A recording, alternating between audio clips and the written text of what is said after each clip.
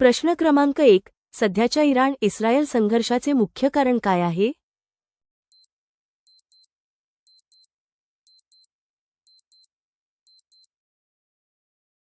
या प्रश्नाचे योग्य उत्तर आहे इस्रायलने इराणच्या साऊथ पार्स या जगातील सर्वात मोठ्या नैसर्गिक वायू क्षेत्रावर हल्ला केला, ज्याला प्रत्युत्तर म्हणून इराणने कतारमधील रास लाफान ऊर्जा प्रकल्पावर ड्रोन हल्ला केला. प्रश्न क्रमांक 2. या युद्धाचा जागतिक अर्थव्यवस्थेवर काय परिणाम होत आहे?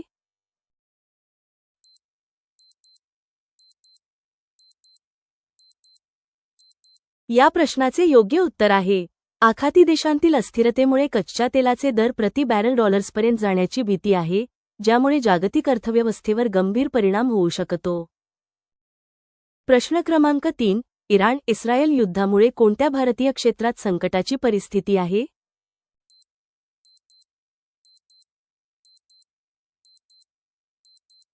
या प्रश्नाचे योग्य उत्तर आहे आखाती देशांमध्ये, विशेषतः बहरीन, दुबई असलेल्या आयटी कंपन्या आणि अॅमेझॉनच्या डेटा सेंटरवर ड्रोन हल्ल्यांमुळे आयटी क्षेत्रात चिंतेचे वातावरण आहे. प्रश्न क्रमांक 4. भारताने या संघर्षावर काय भूमिका घेतली आहे?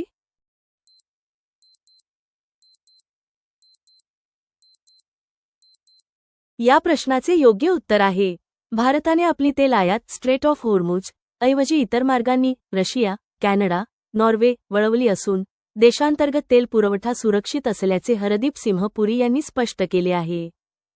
प्रश्न क्रमांक 5. इस्रायलने भारताला युद्धाच्या काळात मदत केली आहे का?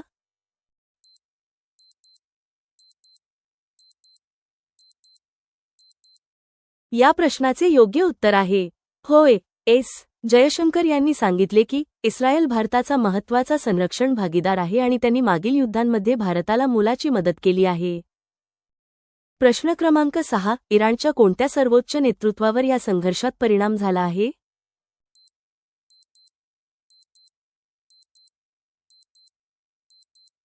या प्रश्नाचे योग्य उत्तर आहे युद्धात इराणचे सर्वोच्च नेते अली खामेनी यांच्याशी संबंधित ठिकाणांवर हल्ले झाल्याचे वृत्त आहे. प्रश्न क्रमांक 7. अमेरिकेची या संघर्षात काय भूमिका आहे?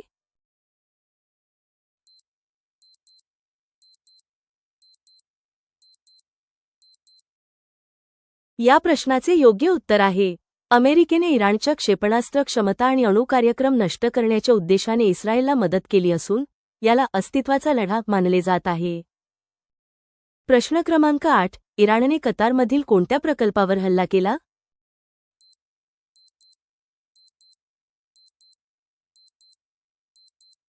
या प्रश्नाचे योग्य उत्तर आहे इराणने कतारमधील रास लाफान नैसर्गिक वायू प्रकल्पावर हल्ला केला.